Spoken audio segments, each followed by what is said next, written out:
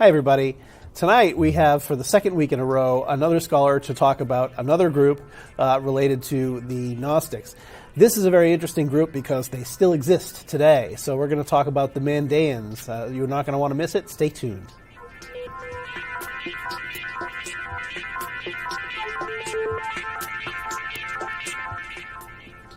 Hi, everybody. I'm Father Tony Sylvia, and Jonathan Stewart is joining me as my co-host. Hello, Jonathan. Hello, everybody. Hello, and we are going to have an interesting conversation this evening about the Mandaeans, who are the world's oldest surviving Gnostic group. And to help us to talk about them, we have Dr. James McGrath, who is the Clarence L. Goodwin Chair of New Testament Language and Literature at Butler University. Did I get that all right? Yep, you got that right, and I wouldn't have been too worried even if you didn't. It's a mouthful. Yeah. No, we like fancy titles around here. Anyway, thank you, James, for joining us, and we're pretty excited to talk to you about the Mandaeans. So let's just jump right into it. Can you tell us who the Mandaeans are and where they came from and kind of their origin story, as it were? Yeah, well, what you said was a perfect introduction. In fact, I was going to hedge my bets because I don't like stepping on anyone's toes and say they're one of the few, if not indeed the only Gnostic group to survive all the way from ancient times down to the present day. But really, they are the only one, or they at least deserve pride of place. Mm-hmm. Historically, they're located in Mesopotamia, so pretty much where the modern-day countries of Iran and Iraq meet one another. And that river region is important to them because rivers are important. Baptism is their primary religious ritual. I wanted to avoid showing anything that might be perceived as disrespect towards other Gnostic groups. No, go ahead. We do it all the time. Okay, well then, maybe I don't need to tread quite as carefully. But the Mandaeans do stand out as having a continuous existence, probably from at least the 3rd century down to the present. We'll talk later, I presume, about whether we might be able to trace their history back even further than that.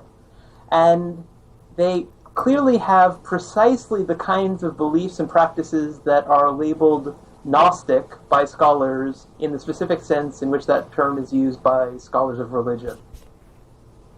Yeah, I think that, well, on this show anyway, we don't have any kind of false assumptions about the history of Gnosticism. It is a varied and interesting set of religious traditions. But yeah, absolutely, the Mandaeans are really the only ones who can lay claim to continuous existence from antiquity. And, unless there's some really super secret group out there that's really good at hiding, which there might be, but who knows. We can't talk about them, though. They're secret. Yeah. Well, secrecy has an important role in Gnosticism, and so you never know. That's true. So, what is the kind of belief system of the Mandaeans? What sets them apart from other religions of their region? Well, Mesopotamia does have a long history of eclecticism and of sharing, particularly among esoteric and mystical traditions. And so they have a lot of points of intersection with their neighbors. We could talk about points of intersection with Zoroastrianism, with Judaism, with Christianity, with Islam. Mm-hmm. What sets them apart are the fact that they are a Gnostic group, and of course there were at least quasi-Gnostic groups, among the Christians, among the Jews. But this is quite distinctive in being a Gnostic group that, in its present form, isn't Jewish Gnosticism or Christian Gnosticism, although we might be able to trace them back in their origins mm-hmm. to one or the other. Their interaction with other groups, in fact, has defined them in interesting ways. We get them mentioned in the Quran under the label of Sabians. At least most scholars think that that's the group that the Quran was referring to. And really, if you want to get a sense of the Mandaeans, on the one hand, looking at what they do is important. And baptism is not a one-time ritual the way it is in Christianity. It's a repeated ritual. This immersion is something that they practice, and they carry it out in running water, which in Mandaic, which is a dialect of Aramaic, is living water, and so they're even using some of the same terminology that one encounters in the New Testament. And so there are just so many interesting points of intersection and yet distinctiveness that we really need to talk about them in relation to others, probably because, let's face it, the others that were their neighbors in that region throughout most of their history are more familiar to most of your listeners than the Mandaeans themselves are. Sure. All right, so yeah, let's do that. Let's talk about, let's start with Judaism, and I think some of the baptizing elements might stem from Judaism. Can you talk a little bit about how those traditions intersect? Yeah, the question of Mandaeism's connection with Judaism is a fascinating one, because one of the questions that scholars of Gnosticism wrestle with is, where does Gnosticism come from?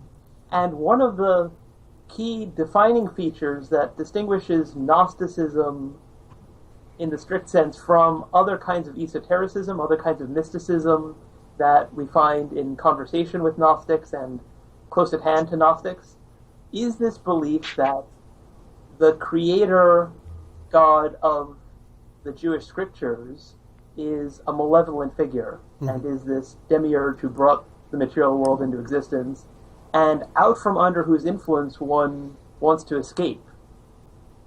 And we find that in Mandaeism, and one thing that's distinctive of Mandaeism is that the terms that are used for the key malevolent figures that rule over the material world are Adonai, which of course will be recognizable to a lot of people as basically a transliteration of the Hebrew word for Lord, or the word that's used for Yahweh, and Ruha, sometimes called actually Ruha de Kudashah, so Holy Spirit, although the term that is translated holy in other traditions is kind of inverted or used subversively in Mandaeism. And so I've even seen some translations where they basically call her the infernal spirit, even though the word is basically the exact same phrase you'd find in Babylonian Jewish Aramaic or in Syriac, referring to the Holy Spirit. Well, that's very interesting. Yeah, the Gnostics do have a tendency to flip the original meanings of the scriptures. Yeah. James, so just following on your question in its relation to the Jewish tradition, so you mentioned that the Jewish, the Hebrew, the Old Testament term that's translated for spirit is kind of reinterpreted to be a bad thing, a negative entity in Mandaeism, and then one of the main titles for God, Lord, is the negative demiurge. What do the Mandaeans think of Jesus? Kind of talking about their connections to Christianity, and what do they think of the major figure of that religion? I guess the short answer is that they're not really fans. Yeah, they have a negative view of Jesus that compares to their negative view of the Jewish creator God and the Spirit. Jesus is viewed as an apostate Mandaean. He also takes the blame for some later developments, basically Byzantine Christianity, the practice of celibacy among monks and nuns and things of that sort. Whether it's fair to blame Jesus for those things or not is a different question, but he gets the blame in some Mandaean texts. But he's viewed as essentially an apostate from Mandaeism, somebody who was connected with John the Baptist, but essentially betrayed the trust and went and did his own thing, which involves, among other things, baptism in non-living water, not running water, and so a different kind of baptism.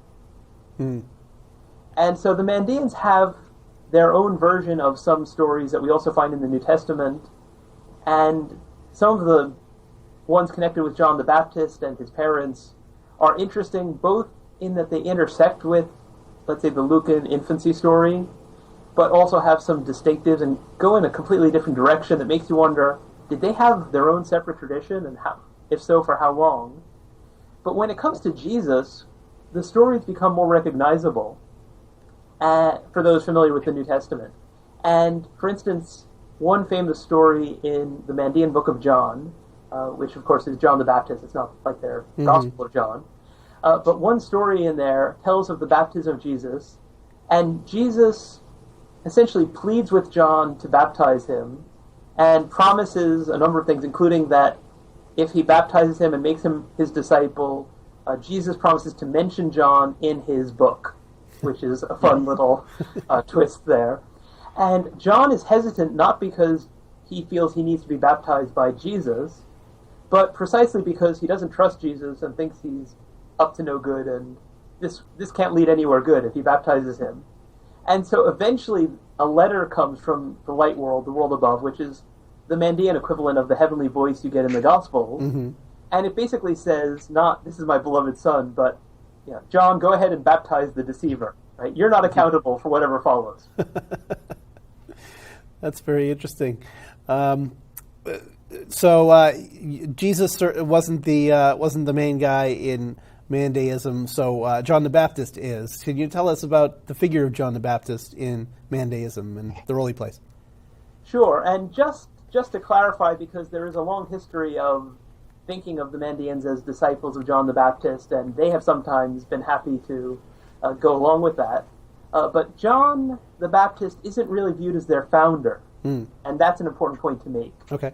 Like other Gnostic traditions, they view their religion as the oldest in the world. It goes back to Adam and Seth and these figures from time immemorial. And that actually leads to an interesting possibility in terms of the meaning of John the Baptist. Mm-hmm. The Mandaeans are also known as baptizers. In fact, one of the words that they're known by, the term Sabians, that occurs in the Quran, probably stems from an Arabic root that means baptizers. And so when they called John the Baptist, we tend to assume, that what they meant was that he was John and he was doing this distinctive baptism thing that other people weren't doing.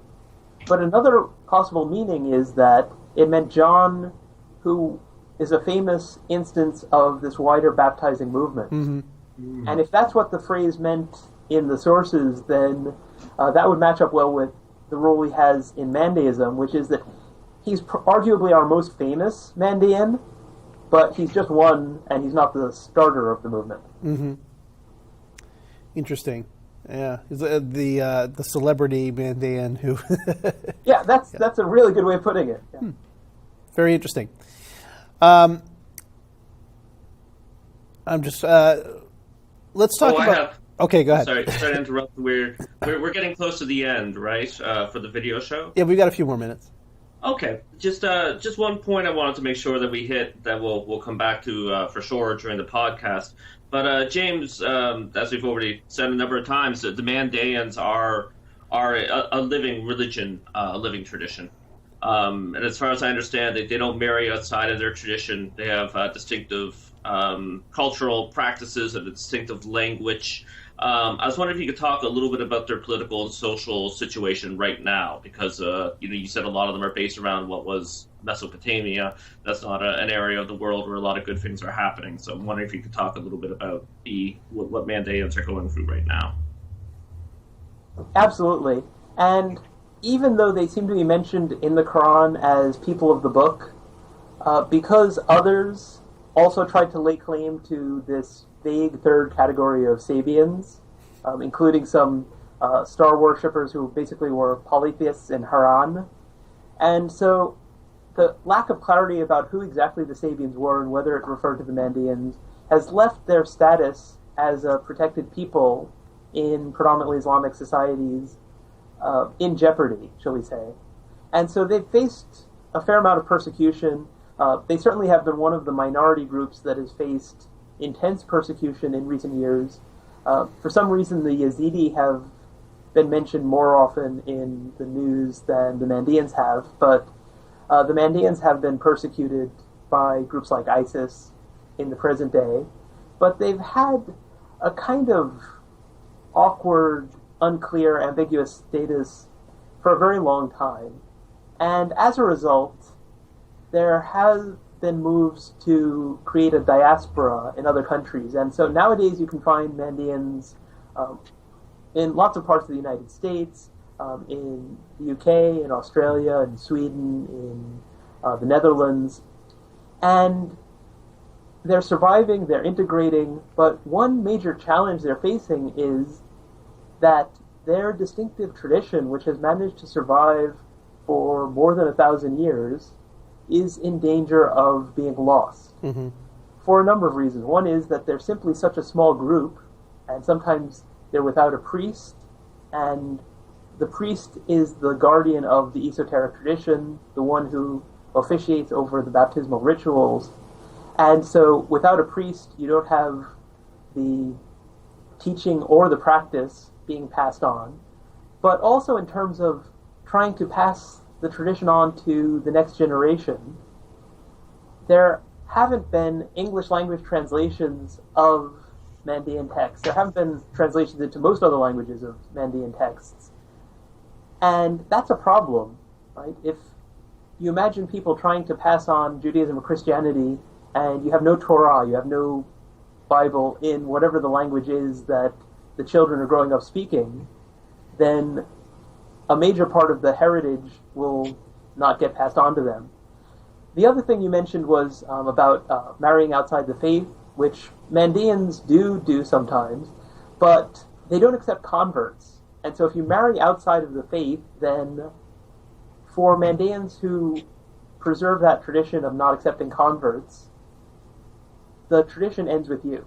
Right? So it stops with you, doesn't get passed on to your children, and so there's one less Mandaean family because of that. And it's interesting, and I get the sense that at least some Mandaeans are open to revisiting that, and there are some resources in their sacred texts that would help them with doing so, because it seems clear that there was a time when Mandaeans did accept converts. And so it seems to me as a scholar that probably the not accepting of converts was a response to Islamic law about what happens if someone converts to your religion from Islam, and the likely persecution or increased negative attention that would bring to your community when that happened. Interesting. All right. Well, that was a very interesting last little bit there, and I think that we'll probably have a little bit more to talk about in that regard when we switch over to the podcast. But we are about out of time for the video show, so don't worry. We'll have more to talk about on this coming up in a few days when we release the podcast. But in the meantime, Dr. McGrath, do you have any places you'd like people to go if they want to find out more about you and your work on the internet? Well, you can certainly visit my blog. I don't spend most of my time talking about the Mandaeans, but obviously you can do a keyword search. My blog is Exploring Our Matrix, and that'll let you know one of my other interests. In addition to biblical studies and the Mandaeans, I also have a big interest in science fiction. But you can find some resources connected with Mandaean text translation project I've been involved in online. And so if you do a Google search for Mandaean Book of John, you will find a draft of some translation work that's been going on. All right, fantastic. We'll put those links in the description also for people looking for that stuff. Great, thank you. All right, so then let's wrap things up there. I don't have any news. Do you, Jonathan? No news. And no news is good news, as they say. No news, good news. Plug for the upcoming conclave with special guest Karen King. That's right. So if you are at all interested, if you've sat through this entire 15 minutes and you want to have more geeky religious conversations, then join us in Salem, Massachusetts in May, and check out johannite.org/conclave 2016 for more information. All right, so thank you once again, James, for joining us on this program. We were delighted to have you and learn so much from you. Pleasure to be here. All right, and so for everybody who is watching along at home, we will see you next week.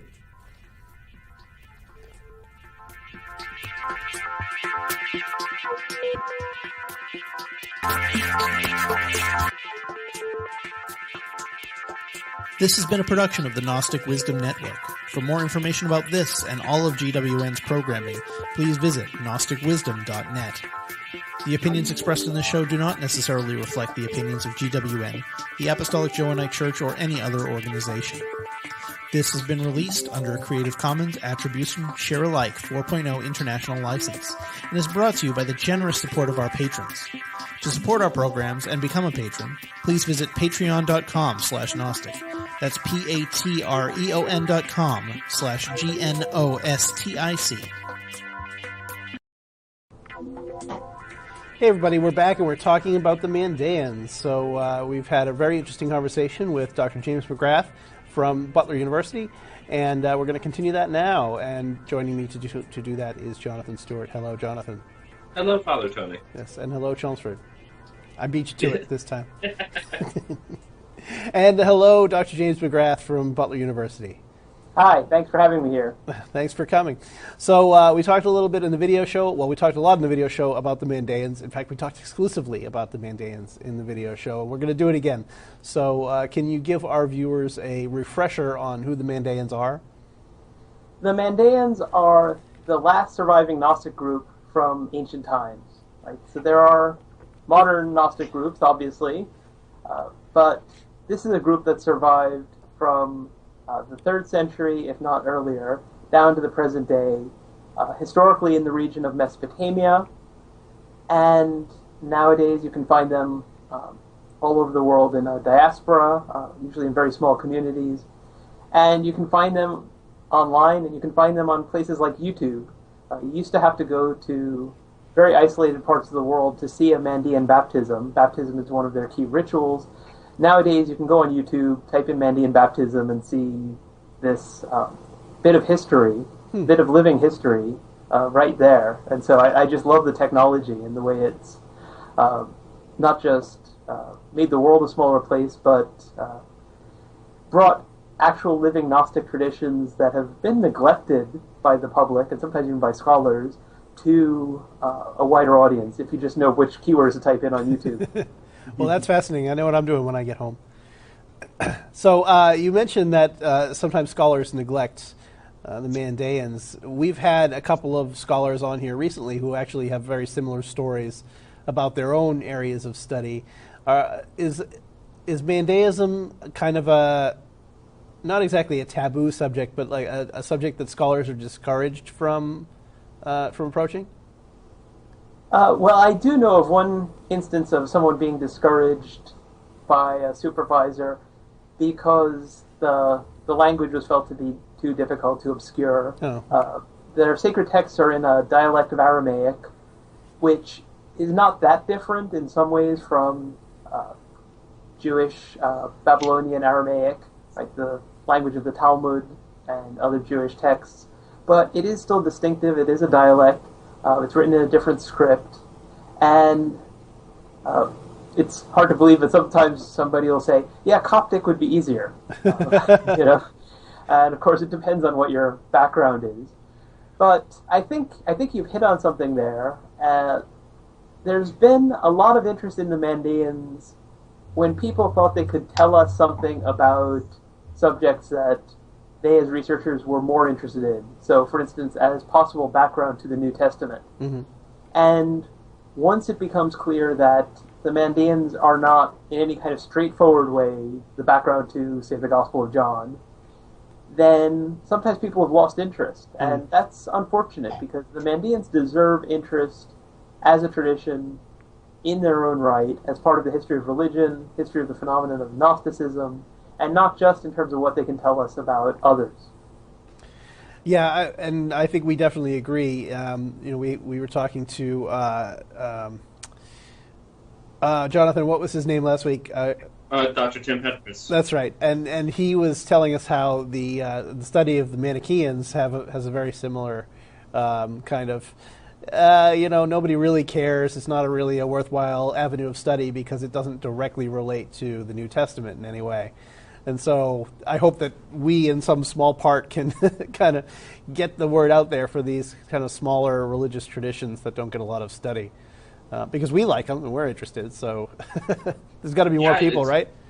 Yeah, absolutely. And sorry to interrupt. Go ahead. Oh, no, not at all. One of the things I often say is that, I think the Mandaeans are almost at a disadvantage because scholars have known about them for a long time. Mm-hmm. And in this day and age, if someone were to find Gnostic texts, I mean, that would make headlines anyway because there's an interest, but Gnostic texts in a dialect of Aramaic, which mention John the Baptist, which mention Jesus, which like John the Baptist, which don't like Jesus. This would be headline news around the world. Sure. And if they discover that alongside these texts, they actually have people still practicing this religion, so that you can observe what the rituals look like and not just read about them in the text, this would be headline news. And so it's, in a sense, it's disappointing that the Mandaeans kind of peaked too soon, and as a result, there's less interest now than really they deserve, I would have to say. Is it that? Well, what is the difference between, say, a historical or a literary study of Mandaeism and kind of a current day, like, what's the word I'm looking for? Anthropological study, maybe, of the Mandaeans? Yeah, and they're all pieces of the puzzle in a sense.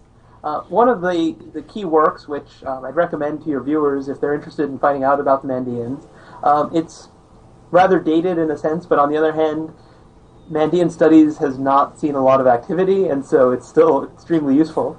But one of the most important works on the Mandaeans was written by a woman named Lady Ethel Stephana Drower, who was married to a British diplomat, I want to say, living in Iraq, living in Mesopotamia when British colonial powers were there.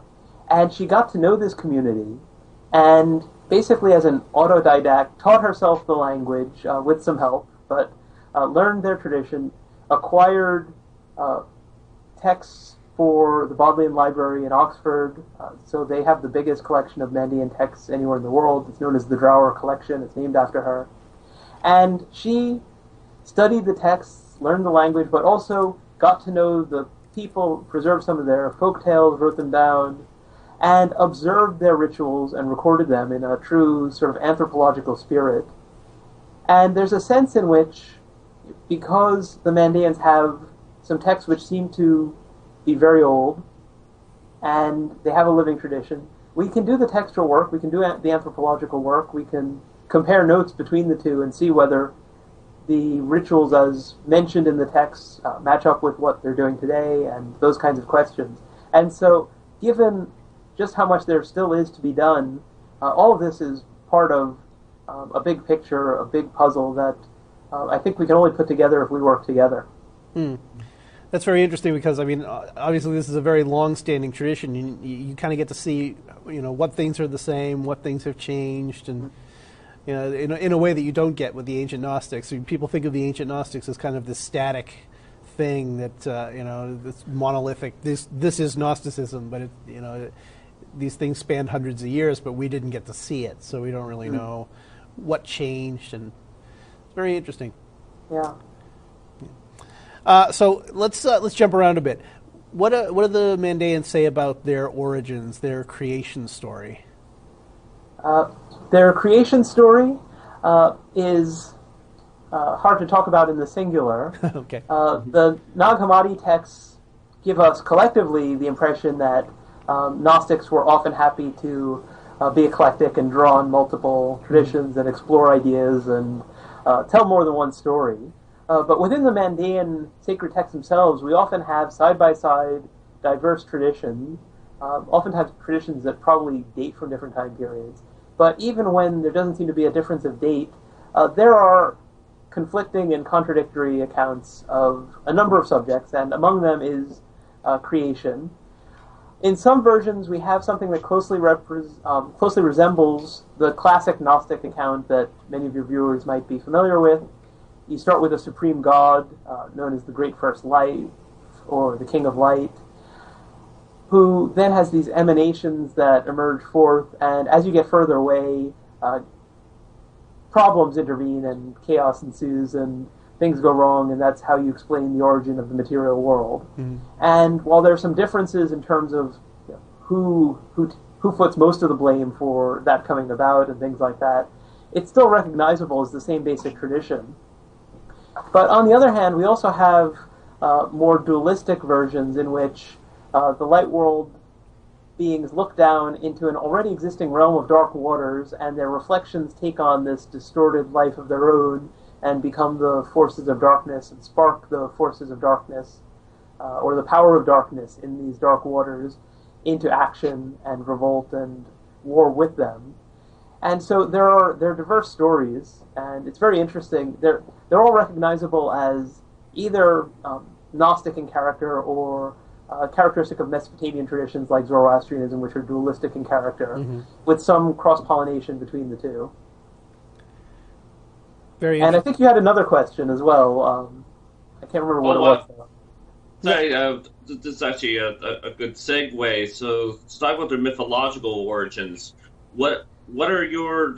I should ask if you could present a few of the top theories for the origins of the Mandaeans, of where they came from and where their beliefs came from, and maybe what theory you favor. Absolutely. There are a wide array of theories about the origins of the Mandaeans. Some have considered them a syncretistic group with its origins in Mesopotamia, so they start out there and they just borrow from Judaism, from Christianity, from Gnosticism, from Zoroastrianism, and put it all together as a giant hodgepodge, and Mandaeism is the result. Right, so it's a baptizing sect there in Mesopotamia, and the Gnostics come through, so they pick up a little bit from them. They have a Bible, so they pick up stories from there or from the Quran. So that's one theory, that they're sort of an indigenous baptizing sect that's picking up bits and pieces. Yeah, and even, baptism, given that you have immersion rituals all the way from India, along the Silk Road, to, Palestine, and beyond, even that could have been picked up from some other group. But viewing them as basically syncretistic but native to Mesopotamia is one option.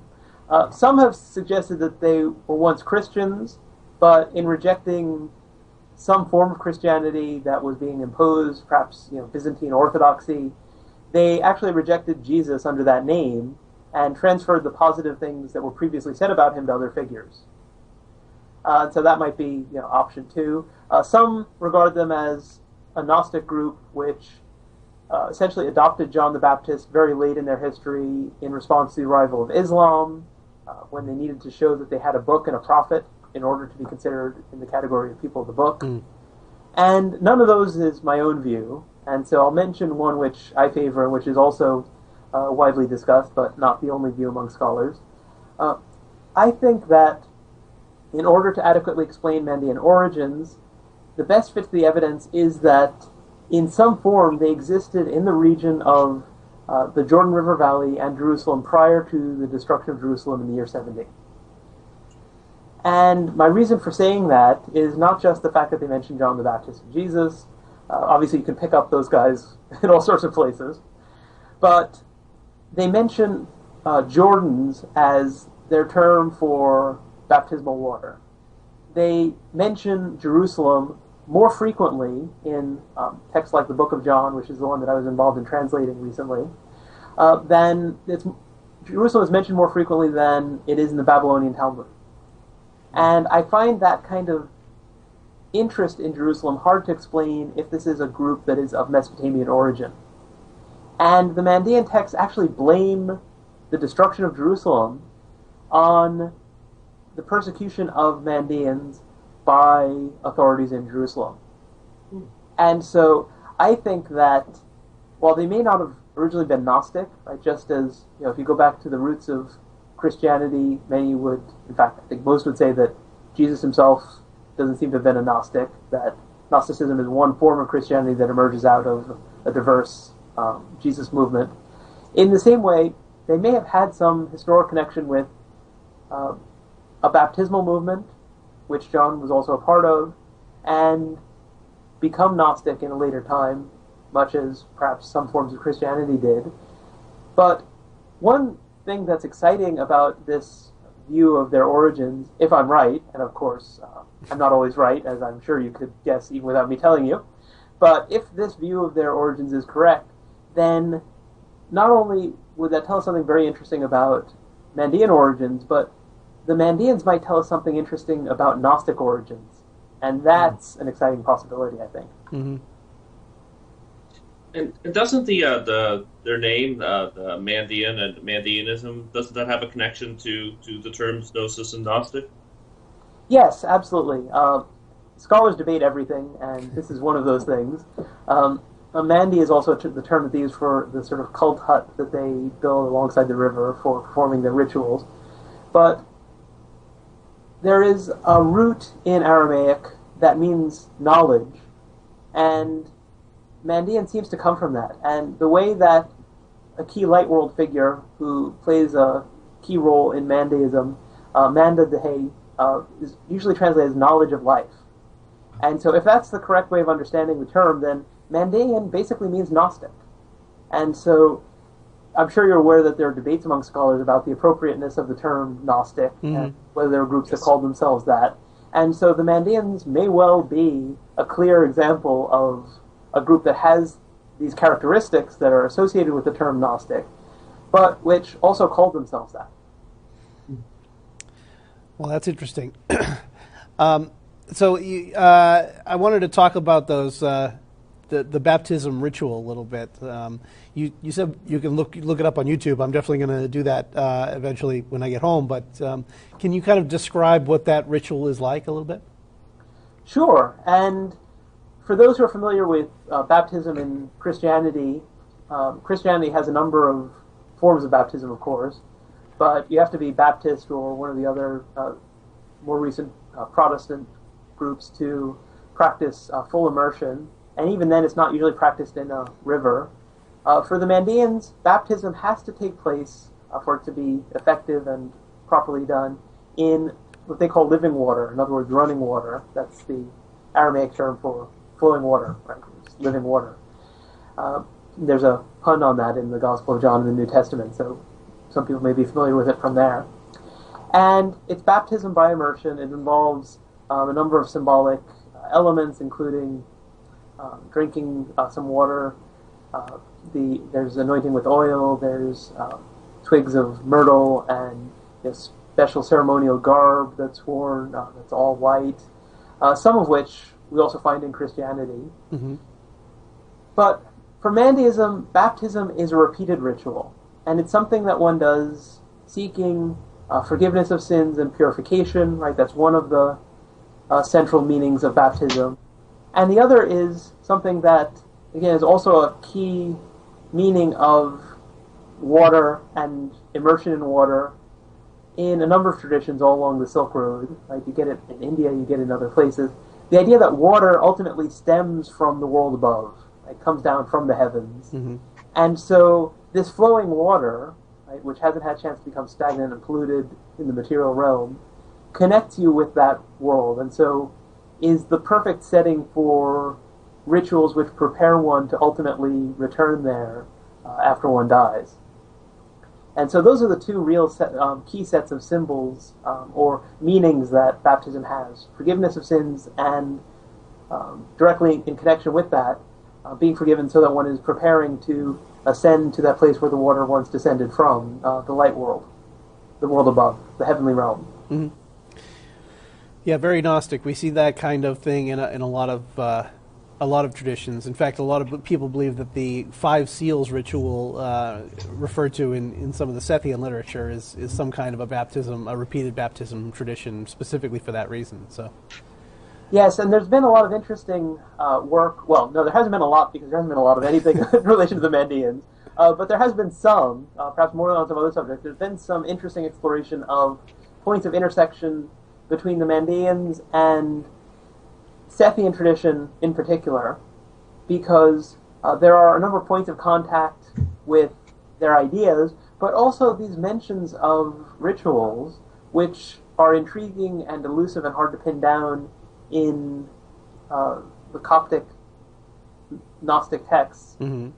But we see something that might be a lived parallel, maybe not the same thing, maybe not exactly what Sethians in Egypt did, but something which probably stems from a common tradition, a shared tradition.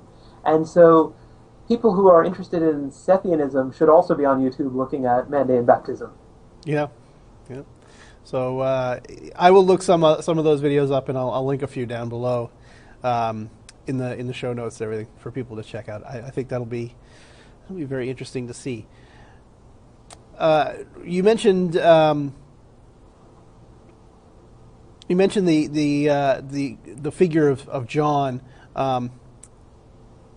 some people might know the Sethians as John Christians. Have you ever heard that term? Yes, absolutely. And do you think that's something that they apply to themselves later, or other people apply to them rather later in their tradition, or is that something that they might have been thinking about from the very beginning? Yeah, that term, we can actually trace its origin pretty clearly in their history. The moniker St. John Christian stems from the colonial era when Catholic missionaries encountered them, and they had already come across, for instance, the St. Thomas Christians of southern India. And so when they encountered this group that had a baptismal ritual and had some points of commonality that were recognizable, they assumed that here too we have a group of Christians.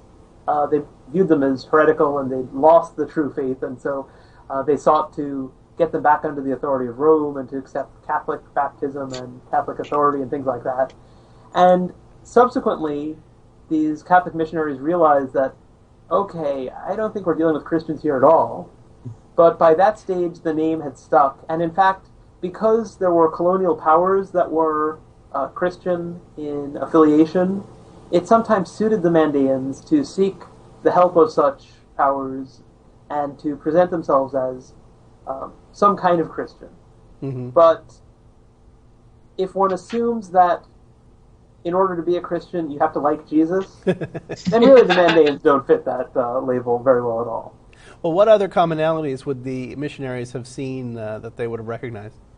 Well, one thing that is noticeable when they carry out baptism is they have something called the drabsha, which is essentially a banner, but they drape the banner on a crossbeam, and the crossbeam is just there to support the banner. It's the banner that has the symbolism. But if you've ever been to a Christian church that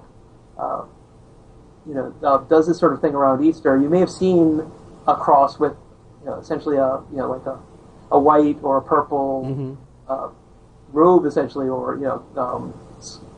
wanted to say scarf, but that's not the right word, but shawl, a piece of cloth draped across it. It looks like Christian symbolism.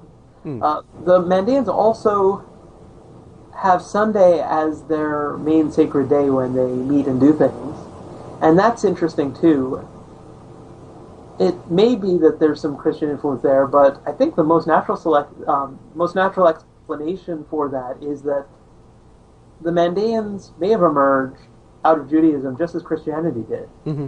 And if that's correct, and that would be my view, and can explain why, but if that's correct, then these are groups that probably would have kept a low profile and so gone to the synagogue together with others on the Sabbath, on Saturday. Mm-hmm. And so then on Sunday, everybody goes back to work and you squeeze in your meetings and sort of fly under the radar. Mm-hmm. My view is that the Mandaeans probably started as essentially a mystical group, a Gnostic group, which might have had something like the character of a Masonic lodge or something like that. It's a separate group that people go to, but who are part of another community. Mm-hmm. Their language is a dialect of Aramaic. It's written in a script which is used for the writing of Mandaean texts, so their sacred texts, and Mandaean amulets and magic bowls and things of that sort. And it has no secular usage whatsoever. And so one possibility is that we have a group whose origin is simply part of a wider Aramaic-speaking community, and who had this secret esoteric tradition, which they wrote in a separate script, essentially to keep it secret and to also give it this mystique when used for magical purposes, because we know that Mandaean magical bowls and amulets were highly prized. So, tell me a little bit about that. These magical bowls and amulets. This is the first I'm hearing about those. Okay, and these are the sort of thing that viewers should definitely Google too, because a picture is worth 1,000 words. And there are displays of these things that museums and others have made available. But essentially, people have found these magical bowls in excavations in Mesopotamia. That seems to be where they were most popular. And for the most part, they're written in the Aramaic square script that was used by Jews and in the Mandaic script. And it's hard to piece together exactly how these were used.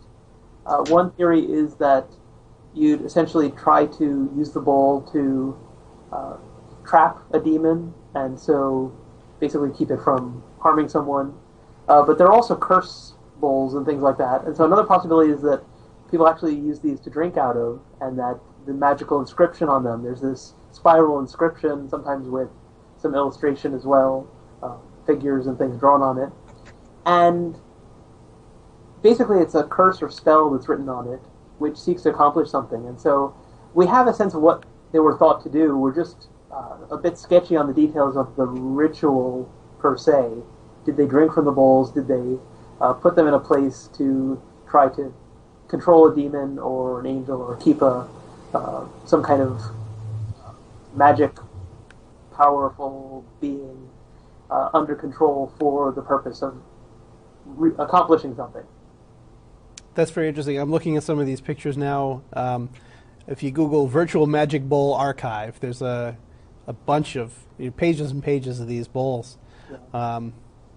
Very interesting. Some of these figures look similar to a text, a book that I just read, the Macquarie Papyri, which is, I think, a 7th century, quote-unquote, Sethian magical text. And some of these figures look very similar to that, but who knows? Yeah, I'll have to... one thing that there's a definite need for, there's been some work, but not as much as is needed, and that is the Mandaeans have a distinctive form of art, which you can see in their scrolls. So their scrolls, some of them are illustrated with these figures that have this kind of cubist character to them.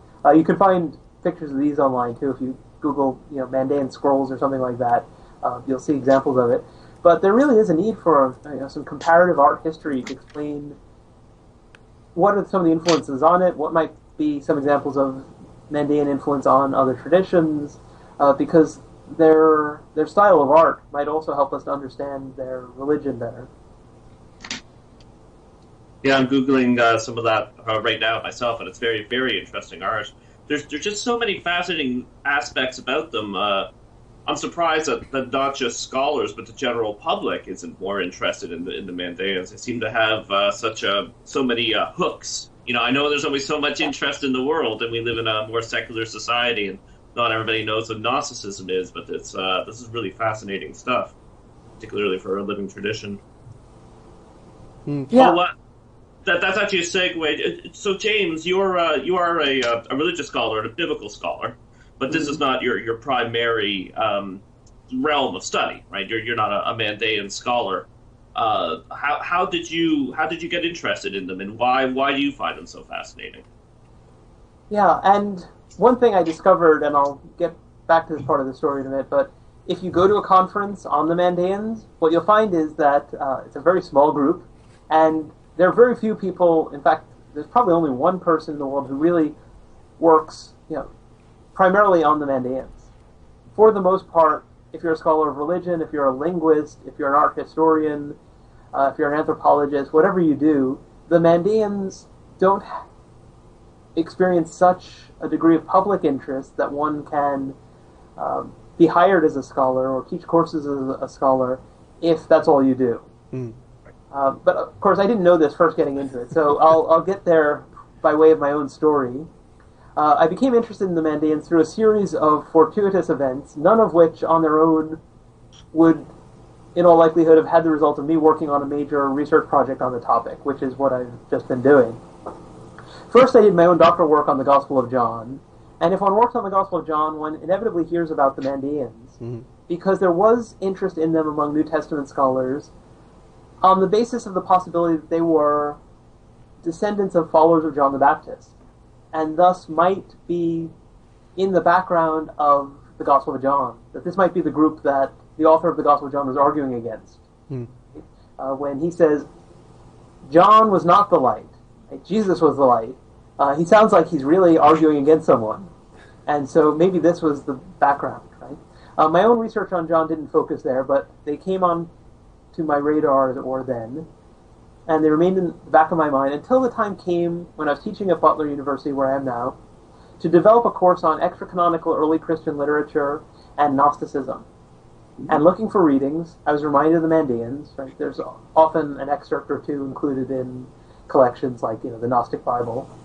And that's when I became acutely aware that although this group is unique in as much as it's still around and a living tradition, and so we can study their tradition in ways that we can't with Coptic Gnostic sources, nonetheless I could only give students certain excerpts because most Mandaean texts, including their two most important sacred texts, the Great Treasure and the Book of John, had never been translated into English in their entirety. Wow. And so I started dabbling and discovered that Christian Theological Seminary here in Indianapolis, right next to Butler University, has copies of a surprisingly large number of printed, published editions of Mandaean texts, books about the Mandaeans. I've never found out exactly why or how they ended up in that collection, but when I learned that there would be a conference on the Mandaeans in Oxford, I proposed a paper, thinking this is something I want to do some more on. And I went to that conference with some trepidation, very conscious I was coming in as an outsider. And what I learned is that you can fit everyone who works on the Mandaeans from any angle in a single seminar room very easily.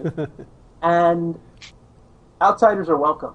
I mean, at that conference, they must have mentioned a dozen or 24 subjects, questions that essentially the sentiment was, it would be great if someone would work on this and try and find an answer.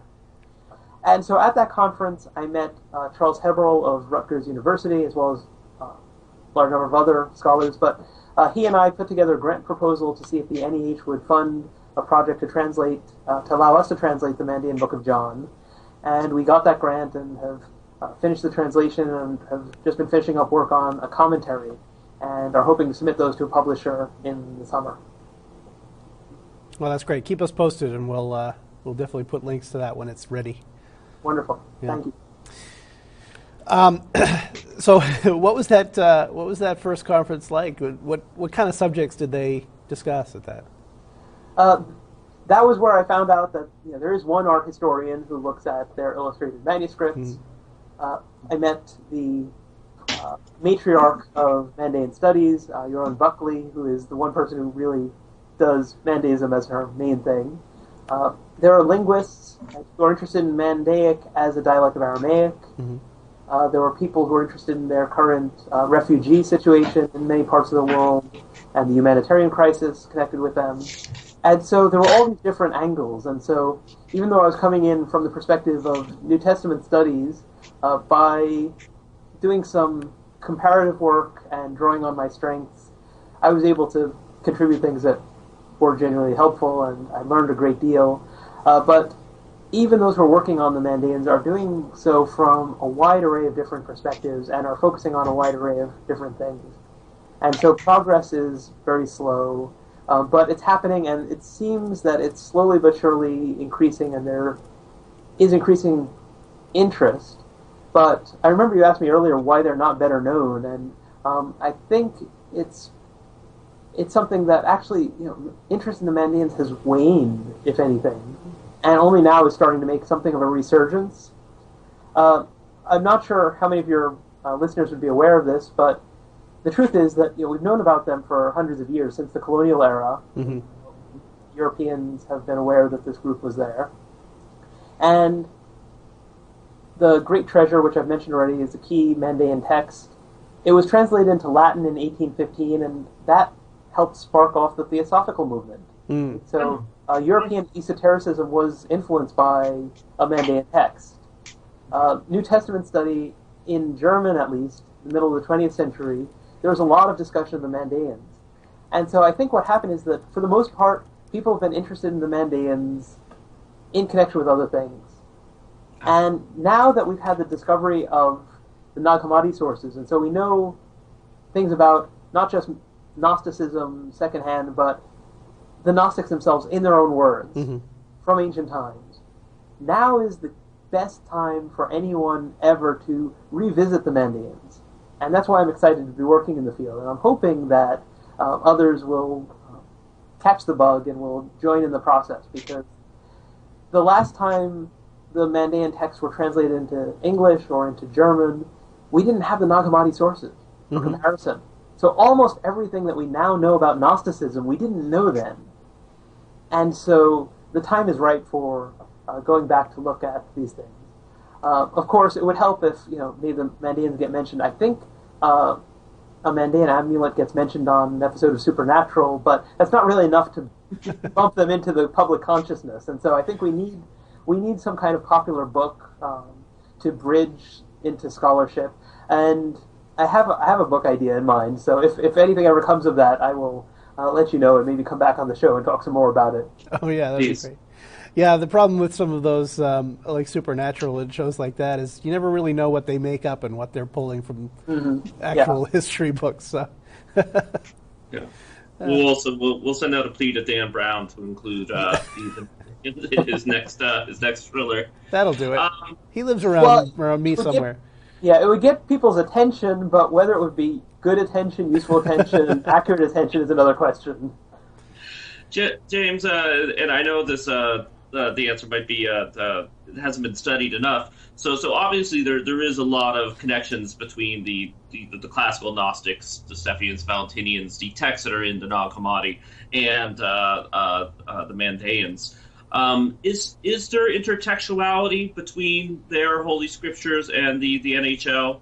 Or does it seem to come from shared traditions and oral traditions? Can we open up some of the texts found in Nag Hammadi and open up some of the Mandaean holy books and be like, oh, okay, well, they obviously read this, or they're quoting this, or this phrase is an awful lot like this. It couldn't have come through the oral tradition. These texts are related. That's a great question. I don't think there's anything in there that requires direct textual knowledge. The truth is that there are Mandaean texts which haven't even been published, in terms of the Mandaic text itself, never mind in a translation. And so there may be things which we'll find when we get into some of those sources. In terms of the Nag Hammadi texts and the Mandaean texts, there is nothing that I've come across that strikes me as a direct quote, but there are some intersections, particularly with Sethianism, with the ideas, sort of the process whereby, according to one version of the tradition at any rate, the material cosmos comes into existence, the view of salvation, some of the rituals, and so there does definitely seem to be a shared tradition going back before the Sethian texts we have on the one hand and the Mandaean texts we have on the other. There is some clearer evidence of influence of the Mandaeans on subsequent traditions, in particular the Manichaeans. The Coptic Psalms of Thomas seem to quote directly from Mandaean sources. Oh, really? We actually did the Manichaeans last week, so this is particularly timely. Yeah, and there's been some debate about it, as with everything among scholars, but if the Coptic Psalms of Thomas come from Thomas, who was one of the actual disciples of Mani himself, then that gives us a firm anchor for the Mandaean tradition going back to that time, around the 3rd century, which is when Jorunn Buckley dates the earliest versions of some of their texts based on scribal colophons, which basically means lineages of scribes, each of whom added their name to the text when they copied it. And so we see in the Coptic Manichaean sources some clear evidence of borrowing, and I say it's clear evidence because there are mentions of figures, there are things which are essentially lifted right out of Mandaeism, and which are not mentioned elsewhere in Manichaeism. And so it's basically one of those cases where it's odd in the Manichaean tradition, but, well, except for the fact that Manichaeism draws on anything it comes across, from Buddhism through Christianity, but those figures, those names are central to Mandaeism, and so it seems clear that the direction of influence is from Mandaeism to Manichaeism and not vice versa. What parallels can you draw between Buddhism and Mandaeism? Well, I was mentioning Buddhism in connection with the Manichaeans. Oh, okay. I know that there's some explicit mention there. But it certainly would be worth exploring the question of whether immersion, how does this travel along the Silk Road? I've hinted at this before. If one goes to India, one sees rituals which are not unlike baptism. And so the question of, where this exchange takes place and how broad this shared tradition is and who influenced whom is an interesting one. And I mean, certainly, Buddhism shares with the Gnostics the view that the material world is not where our focus should be, that there's something beyond it. Mm-hmm. But in other ways, it's very different. They intersect on some science fiction in interesting ways, though. You get this sort of Gnostic/Buddhist thing going on in the Matrix films and elsewhere. Well, yeah.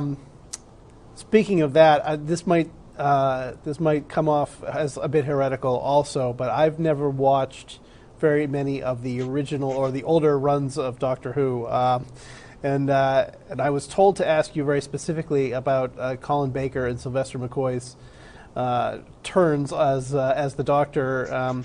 Were they underrated in any way? Okay, well, before I answer that question, let me just do something really quickly. Oh, okay. Oh, yeah, that's very important. So. So for those of you who are Patreon subscribers, you're going to get this. Everybody else should, pledge $1. And, let's see. I should go around one more time. No, it just keeps going. Get it. So it keeps going. It actually does. I've got the short end here, but it goes on and on. Nice. Jeffrey Kupperman would like that. Actually, she knew I wanted one, but it took a while until she was really persuaded I would actually wear it. And so it's been pretty cold here, and I've been wearing my Doctor Who scarf. Great. But when it comes to this question that you just asked me about, underrated doctors from the classic series, I would say yes. Yeah. In particular, Colin Baker, right? He's a lot of people's least favorite Doctor, and I think that's really undeserved. If you rewatch his episodes, right, his behavior right after the regeneration is, well, it's admittedly somewhat more erratic than the other Doctors, but the Doctor is often erratic on Doctor Who after he regenerates. Mm-hmm. But Colin Baker is the Doctor that seems to me to channel the most of the original personality of the Doctor. Right? A lot of people haven't been watching the show long enough, who watch it now, to remember that the first Doctor, the original character, was this grumpy old man. Yeah, he was cranky. He was cranky. He was irritable. And he was often sharp with his companions. Mm-hmm. And Colin Baker channeled that in a way that really felt authentic, to the extent that Tom Baker could be grumpy a little bit, but he was also really comical in a lot of ways, and so he didn't have that grumpy old man persona. Colin Baker did that, and then in turn there are elements of Colin Baker's Doctor that I think have clearly influenced the newer series. Mm-hmm. Mm-hmm. I could envisage Matt Smith or Peter Capaldi giving the speeches that Colin Baker gives in Trial of the Time Lord, calling the Valeyard by a variety of names, and there's something of that grumpy character, that irritableness that I think got toned down because they were concerned they overdid it with the first Doctor, but which they've tried to give the Doctor back a little bit of an edge. Yeah. And some might think that with Peter Capaldi they went a little too far in some of the early episodes, but yeah, I mean, there's something of that I think has been rediscovered very recently on the show. Sylvester McCoy's episodes are sometimes a bit cheesy, and there are some issues with that era, but they introduced this concept, right? They called it the Cartmel Master Plan after Andrew Cartmel, who was the producer who was coming up with the idea, but that they were going to give the Doctor back more of his mystery. Mm-hmm. Originally, the show was Doctor Who, and it was like, who is this guy? Right. And eventually, they felt like, okay, we've got to give, we'll tell about his planet, we'll give some of his past. And so he lost some of that mystery. You knew who he was, you knew where he was from, you knew he was an alien. And they tried to give that back by developing this idea that the Doctor might have been one of the original Time Lords from way, way back in Gallifrey's past. Mm-hmm. And some of that, too, that attempt to give back the mystery by suggesting that there are things we still don't know about his history, which, if people knew them, it would totally change the way we think about him. They've tried to add that back to the show a little bit in the series subsequent to the long gap in that preceded Christopher Eccleston. Yeah, I find that every time we learn a little bit more about the Doctor's past in this this updated run, that yeah, there's some mystery about it at first, but then at the end of the day, I'm always kind of like, yeah, okay. I don't feel like it's as well. I mean, obviously, as a person who feels responsible for the deaths of billions and billions of beings, that's pretty dark and mysterious. But they're not really dead; they're in a pocket universe, or I don't know.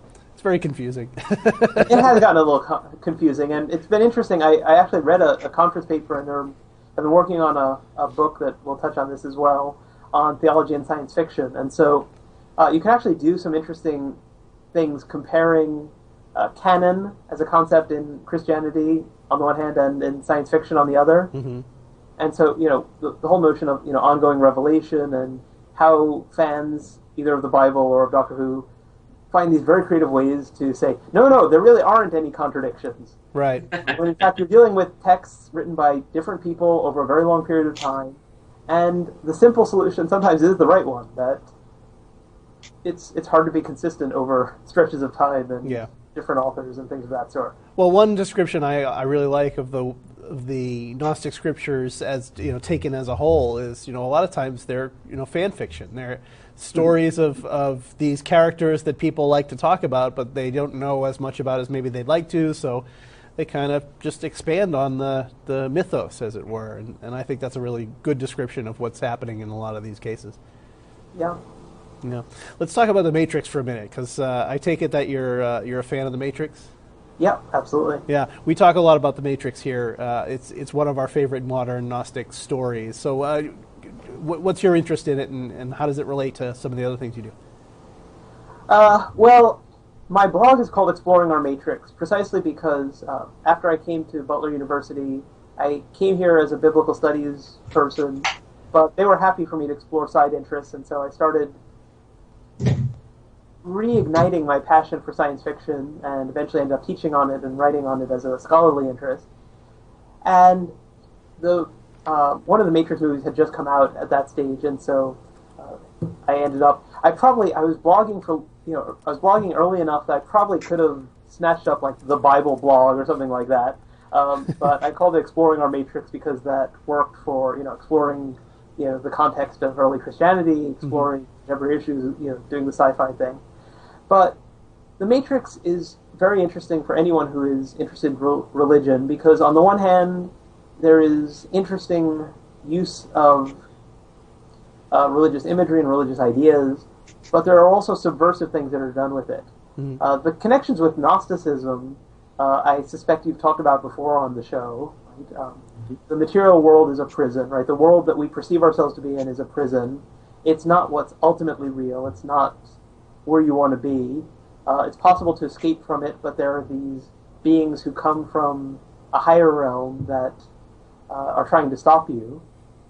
And there's an architect, right? I mean, the character of the architect is basically the demiurge, right? Yep.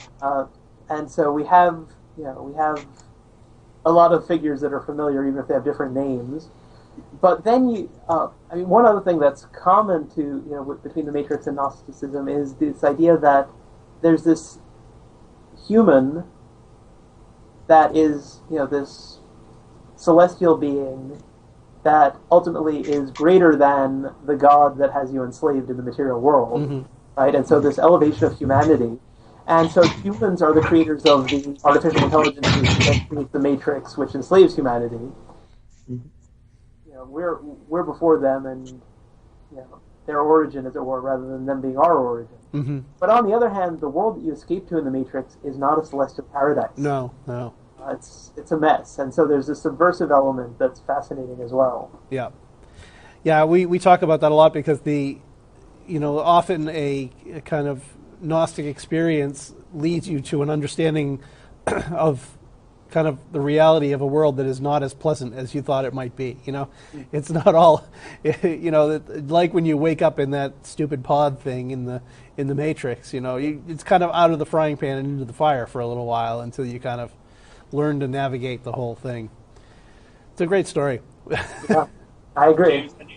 Sorry, I was going to say, when you finish your book on religion and science fiction, or the Bible and science fiction, you'll have to let us know so that we can have you back on. Because it's if you're making comparisons between the two, I'm sure it's something that a lot of our listeners would be interested in. Yep, absolutely. Okay, well, I'm already expecting to be back on the show more than once then at some point in the future, because between the science fiction stuff and further work on the Mandaeans, we've got a lot to talk about. We sure do.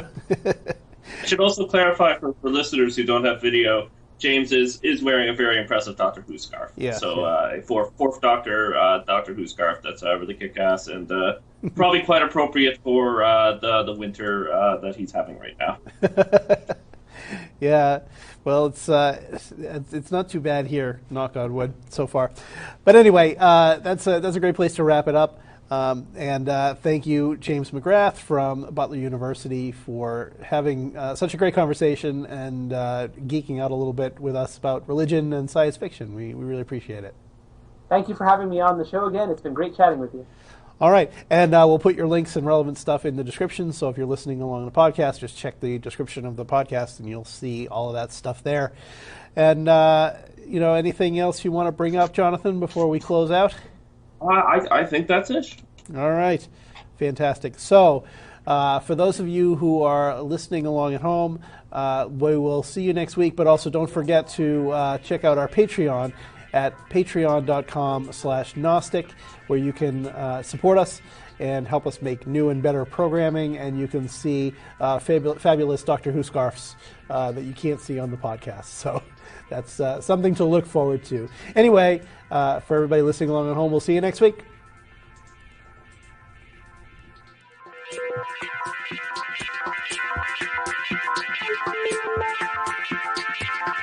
Production of the Gnostic Wisdom Network. For more information about this and all of GWN's programming, please visit gnosticwisdom.net.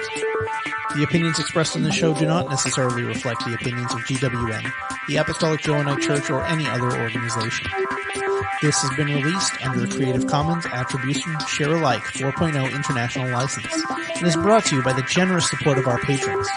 To support our programs and become a patron, please visit patreon.com/Gnostic.